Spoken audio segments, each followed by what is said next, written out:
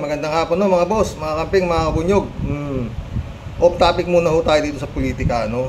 May maganda hong balita mga friend, doon sa mga sumusuporta ng dasal doon sa kaso ng aking asawa at itong aking napakababait na mga hipag, no. Malapit na pong madesisyonan ng kagalang-galang na hukom, no. Kaya konting siguro, alam nyo, prayers can move mountains, di ba? Mas maraming nagdadasal para makamtan ng aking asawa ang tinatawag nating katarungan. Napakahirap po kumuha ng justisya, sa totoo lang. Almost 4 years po ito, mahigit itong kaso na to, na property dispute. Napakasimpleng kaso sana kung tutuusin mo, di ba? Kasi nga, property dispute. Question lang kung merong ari-arian ba ang mga magulang o wala. Maliwanag na meron ayon sa mga dokumento na nakapangalan dito sa mag-ama, dito kay Grace Chingsay, at napakarami hong property yan, ha? Hindi ho konti, hindi ho maliit na halaga, malaki po yan. Oo. No? Tawag dito, meron bang naaapi? May inaapi ba? Meron bang nang-aapi? Meron. Maliwanag po yan, no? Pakinggan mo ulit natin, Grace Chingsay, sana makarating sa ito, ha? Si Attorney Noel Emmanuel. Sa inyong lahat, ito po ang inyong Kuya Attorney Noel na muli ay magbabahagi sa inyo ng konting kaalamang legal. Pero bago ako mag-umpisa ay request ko lang sa aking mga bagong viewers na sana mag-subscribe kayo dito sa aking channel para mas subaybayan nyo yung aking mga vlogs, no? Ngayon, press nyo rin yung bell dyan for future notification ng aking mga vlogs, ano po. At kung nagustuhan nyo naman itong vlog ko ngayon, pakipress na rin po yung like para naman nalalaman ko. Alam nyo po, ang bawat vlogs na ito ay pinaghahandaan ko, kaya syempre gusto ko... Yun, Tia Deli, yun. Kung nagustuhan nyo daw po yung vlog ni Atty. Noel, pakipress yung like. Yun yata ang alam ko Yun yung nanonood doon sa vlog, kung nagustuhan, pe-press mo lang yung like. Kaya ang pagpe-press, yun yung nanonood, no? Tuloy natin kay Atty. Noel. Shout out, friend Tia Deli. Ito naman ang malaman ko, naging interesado ang aking mga viewers at nagustuhan nila. So, okay. Ngayon ba, ang ating pag-uusapan na topic, no? Marami pong nagpapadala kasi sa akin ng comments na naman na pag minsan merong ibinibigay sa kanilang halimbawa property, titulo ng lupa, iwanan lang sa kanila at bahala na daw sila. Yun daw ang bigay nila sa kanya ng mga kung sino man ang gustong magbigay, yung kamag-anak, nanay at tatay. Pero hindi niya mailipat sa pangalan nila dahil wala, iniwanan lang yung titulo, iniwanan lang yung ORC at hindi nagawa ng anumang dokumento. So, ito, bibigyan ko kayo ng mga yung documents o yung mode of conveyance na kailangan para mailipat sa inyo ang titulo ng lupa o RCR ng sasakyan. Okay, una, dapat meron tayong tinatawag na deed of donation. Usually, yan ang ginagamit. Ang mga magulang magbibigay na ng lupa sa mga anak. Ang mode of conveyance ay deed of donation.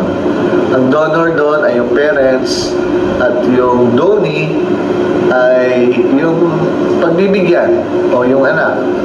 So, yan ay gagawa ng isang deed of donation. Pupunta kayo sa isang lawyer, notary public, paghahanda kayo ng tinatawag na deed of donation at pipirmahan ng donor at ng donee. medyo marami lang detalye tungkol dyan sa donation na hindi ko na i-discuss, pero ang mahalaga dyan ay unang-una, merong acceptance ang donee o yung pinagbigyan. Pangalawa,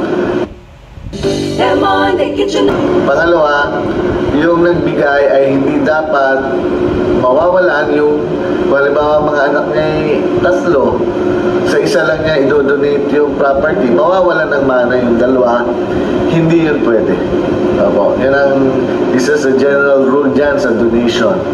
At pangalawa, dapat merong matitira para sa kanila. General rule Grace Chingsay. Bechi Chingsay, pakinggan nyo kasi.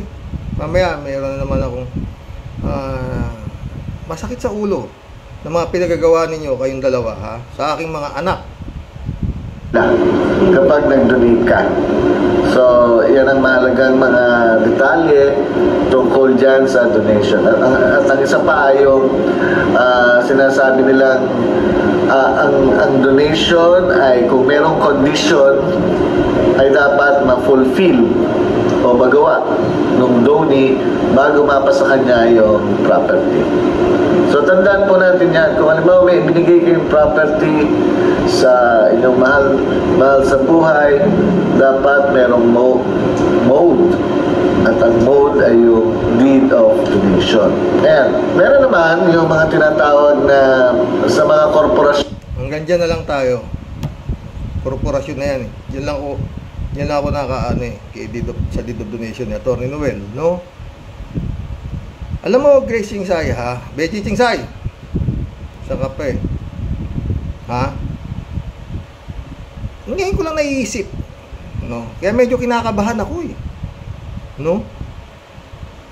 Dito pero anyway, may Diyos, no? Kung naniniwala kayo sa Diyos. Naniniwala po kayo sa Diyos? Simba kayo ng simba. Dalawa kayo. Oo. Kinakausap ninyo yung mga anak ko na wag nang tumuloy. Sabihin mo sa mama mo, wag nang tumuloy at matatalo lang kayo. Ikaw naman daw, sabi ni Jurel, Grace Chingsay, yun din na sinabi mo. Ang kinausap mo, bitchi, 3 anak ko si Nilo, si Tony at si Christopher. Kinakausap mo sila at matatalo lang kayo. Ito namang si Grace Chingsay, ang kinausap naman si Jurel, no? Hawak daw niya lahat ng katibayan. Meron daw siyang yun naman ay pinresinta mo sa korte, di ba, Grace Chingsay?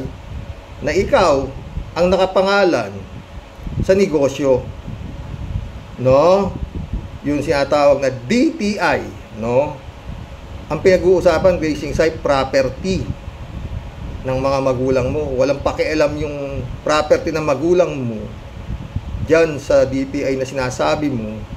Kagaya dito, mayroong DTI nakapangalan sa kanya, pero hindi nangangahulugan kanya yung property. Nakapangalan sa kanya yung negosyo, pangalan negosyo.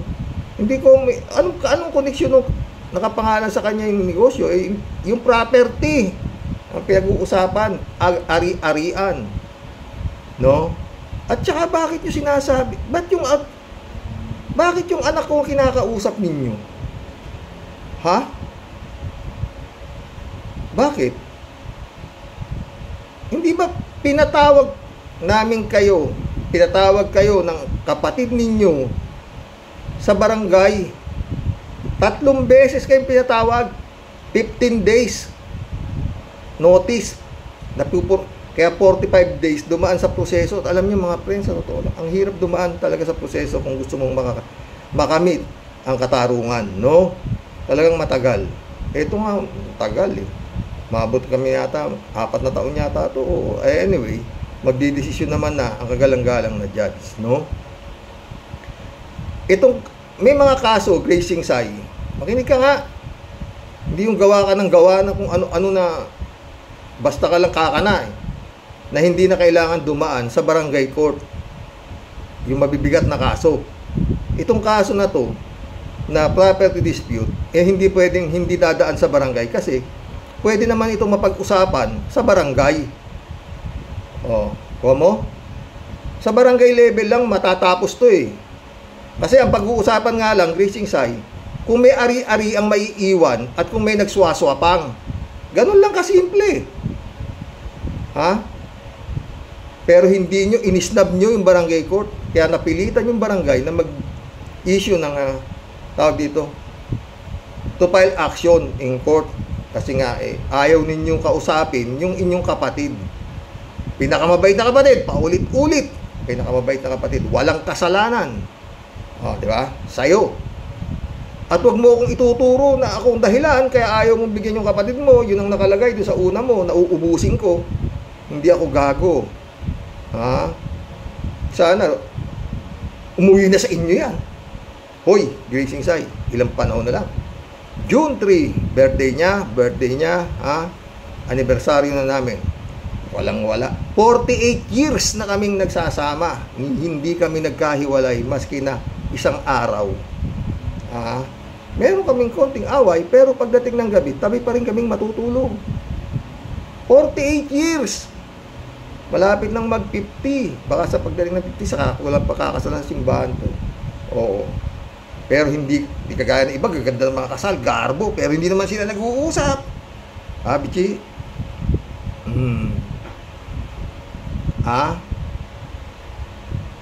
Gracing Sai, ha? Bakit? Bichi, napakalakas nyo ba sa korte? Ha? Para sabihin niyo sa mga anak ko na huwag na kaming tumuloy at matatalo kami. Galing nyo naman. Ha? Yung mga rason nyo sa korte, ewan ko kung lulusot sa kagalang-galang na judge na ikaw ang nakapangalan sa negosyo, ikaw ang ganito ganon, na ikaw ang nagbabayad ng amilyar. Hindi ko alam kung lulusot yan. No? Dapat ang ginawa mo kasi ikaw, kung bakit, anong paulit-ulit, anong demonyo ang pumasok sa'yo para maisip ninyo yan gawin sa inyong kapatid. Na wala namang kasalanan sa inyo. Tumulong sa inyo, Betche. Alam mo yan. Paulit-ulit. At eto para matapos na tayo, paulit-ulit ako, magbigay kayo ng isang kasalanan nitong kapatid ninyo sa inyo. Isa lang. Inyo na yan lahat. Milyon. Inyo na yan. Di naman namin madadala sa lupa yan. Kung kami patay na, wala na. Ano pa ba namin yan? Diba? Ganon din naman kayo eh. Yan sinuswapang nyo, di nyo rin kaya. Madadala nyo ba yan? Kung sa impyerno kayo pupunta, kung sa langit o sa... Diba? Pero eto ha, sana marunong kang makiramdam, Gracing Sai. Nung umpisang makita yan ng judge ng bayan na Itchagi, nakita niya, di ba? Ano to? Property dispute. Ilang kayong magkakapatid? Yun agad ang banat ni judge eh.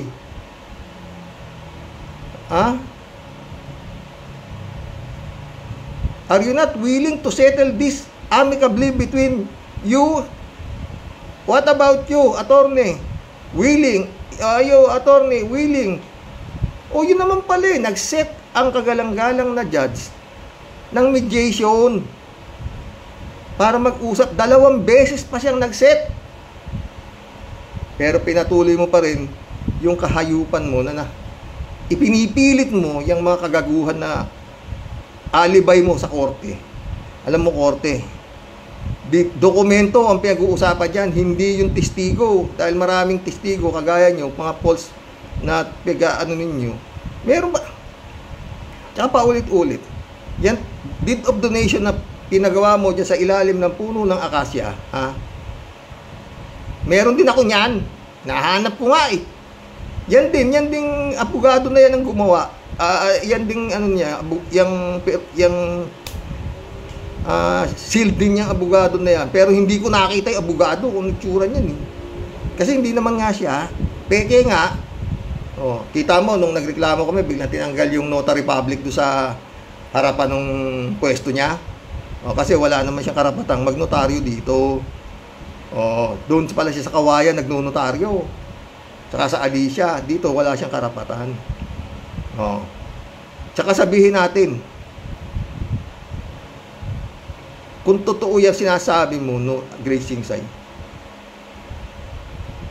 Bobo ba yung abogado na nagnonotaryo na hindi man lang tatanungin sa katakot-takot na ari-arian na yan na idinodonate sa'yo ng magulang mo na Siyempre, ako, yung abogado, mama, solo anak niyo ho ba to? Dami hong property nito eh. Pag hindi ka solo, hindi yan po pwede, hindi yan notaryuhan. Kasi nga hindi nga po pwede ganun. Diba? Kita mo, sabi ni Atty. Noel, 3 lang kayo, hindi nga po pwede. Kailangan lahat. Pero ewan ko kung bakit yung mga anak kong kinakausap ninyo at sinisiguro ninyo na matatalo yung kapatid ninyo. Yun lang ang inaano ko. Bakit? Ang lakas nyo ba sa judge na yan? Hindi ako niniwala. Mukhang ano naman eh. Kasi nga, kilala kayo rito sa Itiagi. Kaya yung pinipilit mo na walang, hindi negosyante yung magulang mo, Grace Chingsay, alam na nun judge yan na hindi totoo. Kasi clerk ka lang eh. Sa Boning, clerk ka lang. Nagninegosyo na yung magulang mo at yung judge na yan, dito. Taga rito, duhiti mong taga rito sa bayan ng Itiagi. Para magago mo. Paulit-ulit, Grace Chingsay. Nakakatawa ka to, totoo. Halos alam dito kung ano istorya nyo. Kung saan kayo galing. Paulit-ulit.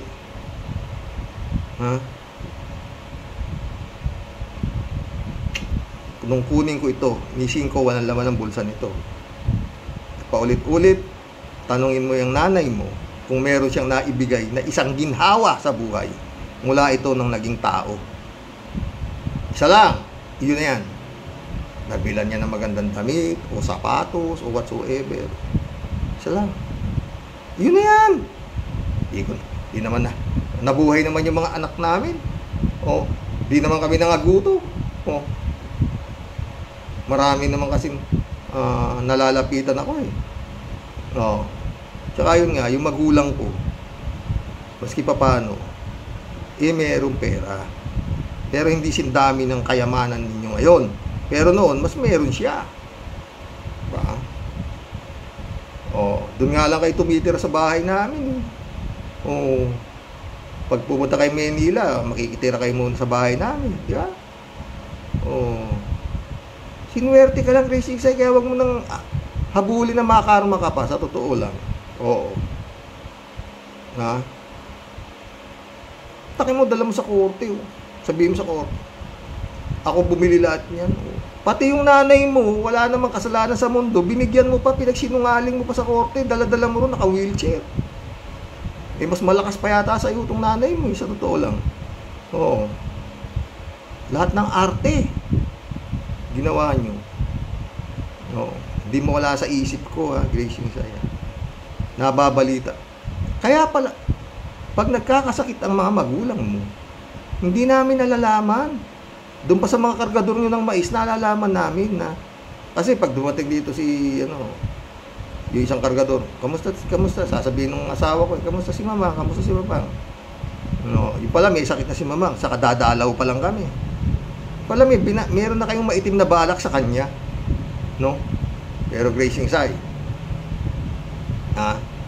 paulit-ulit, nung naghihingalo ang tatay mo,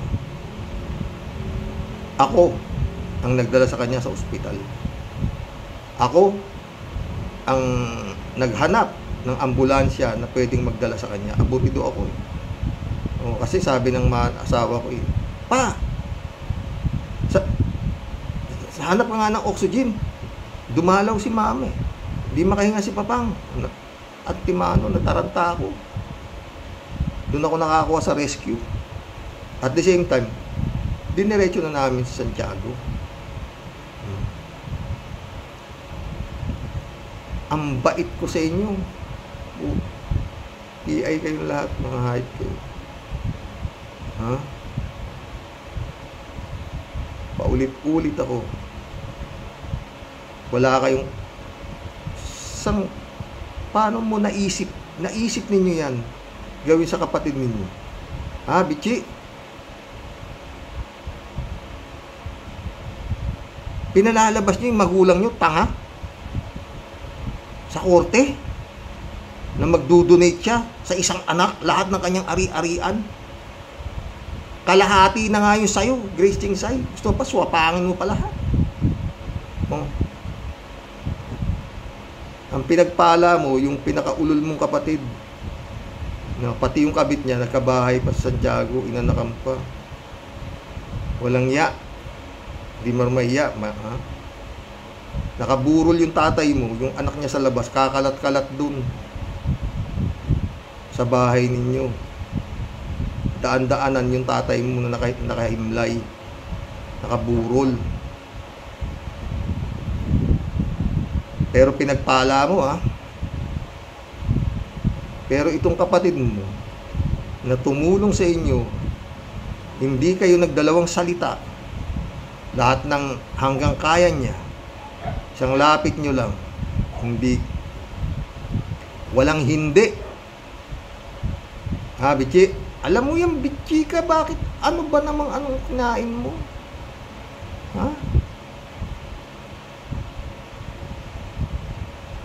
Yung mga pinagkagawa niya sa korte, oh. Tinanong ka, Grace Jingsay, nung abogado, bakit nasama yung pangalan ng tatay mo sa mga ari-arian na yan? Lupa, bodega, 2 bodegang malalaki, yung opisina na sa loob ng Boning, lahat yan nakapangalan sa inyong dalawa ng tatay mo. Owner, Benjamin Jingsay, Grace Jingsay. Pati mga bodega, lupain, lahat nakapangalan sa inyong dalawa ng tatay mo. Yun nga ang binabayaran mong amilyar. Pero nakapangalan sa inyo ng tatay mo. Oh. Di mo nga pwede salain yan, hanggang hindi nakapangalan. Hindi pipirma tatay mo, tsaka nanay mo. Ha? Tapos sasabihin mo sa korte, kasi nakiusap ang tatay ko eh. May ganun ba? Walang ganun.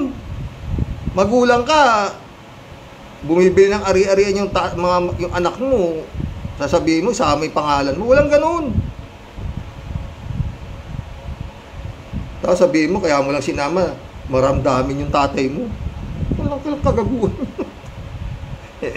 Ay nako. Pati yung pera sa yung mga kayamanan ng tatay mo sa bangko, pangalan yung dalawa, di ba? Oh, nakita ko cheque niyan. Nakapangalan sa inyong dalawa yung mga cheque. Yung mga pera sa bangko. Oh. Tapos sasabihin mo pati yung kasama at sinama mo pa yung tatay mo. Nakiusap din yung tatay mo nga doon. Bigil ka nga, Grace Jingsay. Ewan ko kung gaano ka nga kalakas sa korte. Na pinagduduldulan ninyo sa mga anak ko na matatalo yung kanyang nanay. Kayong dalawa, Bichi ka, ha? Tignan natin. Pero yun nga, mga friend, dasal. Siguro by June or July ang ating ipagdarasal para dito sa kaso na to na kinaharap ng aking asawa, no? Munta pa ako kay Tulpo para ipatulpo kita sa totoo lang Oo, hindi na pala pumapatol si Tulpo sa ganyan, no? Gusto niya Tulpo mga binugbog ng asawa, mga ayaw mga ganun, mga kaso, yung mga pwede mag-viral, mga ganyan, hindi. Pero sabi naman ni Tulpo, nung sekretarya ni Tulpo na, lumabang ka, malaking laban mo. Dahil hindi pwede yan. Yun lang yun. Kaya yun nga, dito ako dinala ni Lord binulungan ako. Naniniwala ka ba kay Lord? Sa Diyos? Hindi nga ako marunong dito sa vlog na to. Hindi naman, tanda ko na, magbablog pa ba ako? Pero sabi niya mag-vlog ako Kaya sumunod tayo. At napakinabahan ko naman. Maski pa paano, nakakadugtong-dugtong itong konting nakukuha ko rito sa YouTube na to, paski pa isa-isang vlog. At yun nga, may mga subscriber na Kagaya niyang mga sila Tia Deli na yan na talagang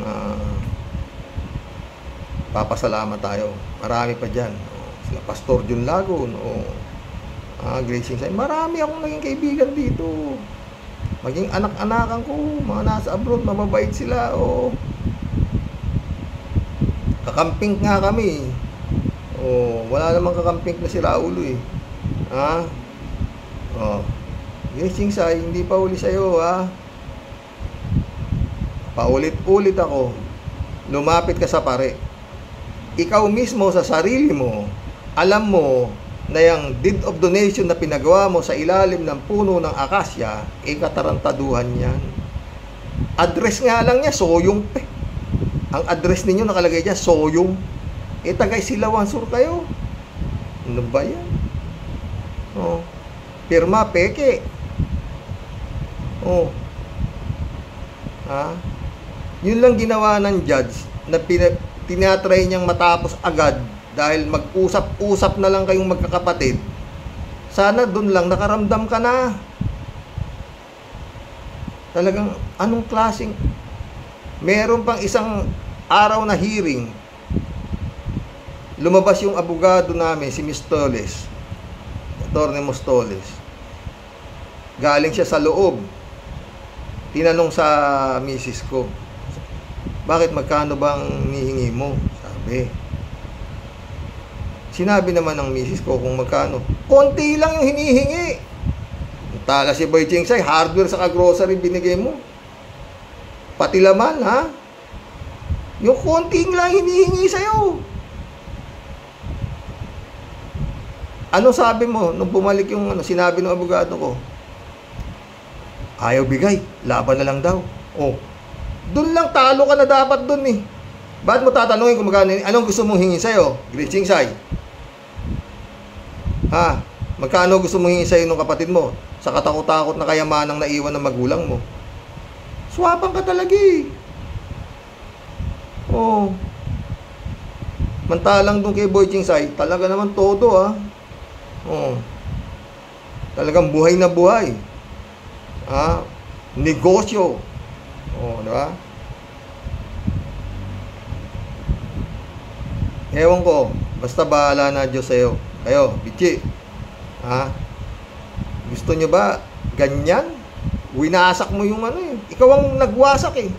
Tsaka wag mo sinasabi na yung asawa ko, kaya hindi niya alam ang nangyayari sa bahay ninyo, hindi siya pumupunta. Isang malaking katangahan yan, Gracing Say. Bechi Singsay. Yung nanay mo, ang punta ng punta dito sa pwesto, dito sa tindahan namin. Dito siya punta ng punta. Mahaba, kung magkwentuhan kami nila mamang, mahaba, halos. Minsan, 2 beses ang linggo. Pumunta rito yan, naglalakad siya. Sabi ko nga, mamang, ang init-init eh. Bakit ba? Parang may gustong sabihin yung matanda na hindi ko mawari. Ganun. Pero karamihan dinadaing niya, si Boy Chingsay, yung paborito mong kapatid. Kasi nga, inaaway ka na raw. Sa laki-laki na nang nakukuha, ayaw mo nang bigyan. Yun ang sinasabi dito, dinadaing. Hingi raw ng hingi, yung Boy Chingsay na yan. Yun ang sinasabi niya. Asawa ko, di naman humingi sa inyo, masikailan. Nangungutang siya. Nagbabayad siya. Di ba? Ganun lang naman eh, di ba?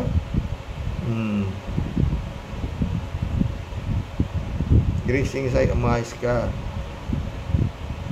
May Diyos. Alam mo sa sarili mo na lahat yung ginagawa mo malaking kahibangan, kabaliwan. Ako bumili lahat niya. Bakit? Paano mo nabili lahat yan? Tanga-tanga nito.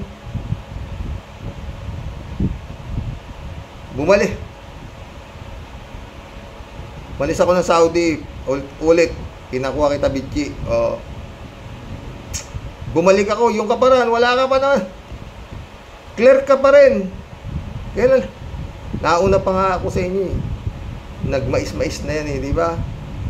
Nihiram nyo pa yung sasakyan ni Bompin. Pagdating ko graduate, Asan na yung sasakyan? Oh. Namalas lang eh, kaya na medyo ano kumbaga sa ano, hindi naman totally na bankrupt na talagang wala na malamon, hindi. Oo. Huminto. Kaya baka maubos eh. Diba? Yun. Pero hinihiram niya yung sasakyan niya.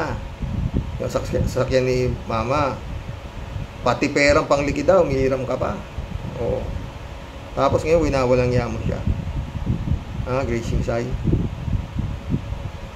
Malapit na mahal na araw, umayos ka. Huwag ka nang dumagdag pa sa pasan ng Panginoong Hesus na napako dahil sa kasalanan ng tao. Huwag ka nang dumagdag kayo, bitchik. Ewan ko. Pero yun nga, cross finger na lang.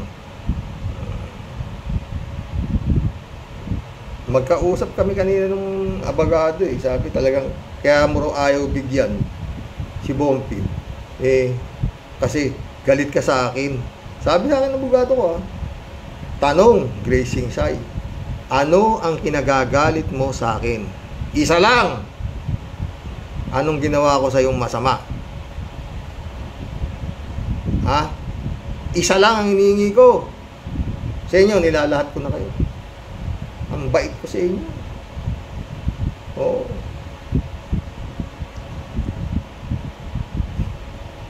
Hanggang dito na lang. Mga ka-warriors, yun lang mga hihingi ko. Dasal. At sana makapagdesisyon ang kagalang-galang na judge ng maayos, maka-Diyos. Sana ganun. Kasi talaga namang maliwanag po ito eh.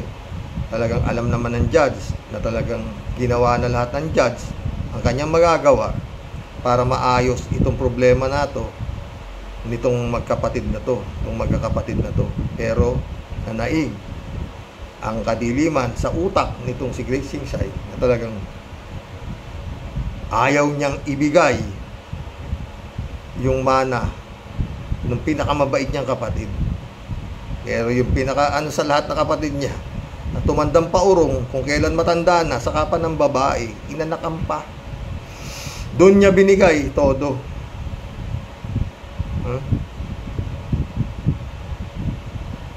Ewan ko sa'yo, Gracing Sai. Tsaka yun nga, yun lang inaano ko. Anak ko, kinakausap ninyo na matatalo. Pero nung pinatawag kayo ng kapatid ninyo sa barangay para mag-usap-usap kayo, ayaw nyo. Ba't yung anak ko kakausapin nyo? Siya ang kausapin ninyo. Paliwanag. Hindi naman siya tanga eh. Para maghabol nang wala siyang hahabulin. Nang wala siyang alam. Alam niya. Oh. Ay nako, Gracing Sai. Sana magliwanag ang utak nyo. Betchy.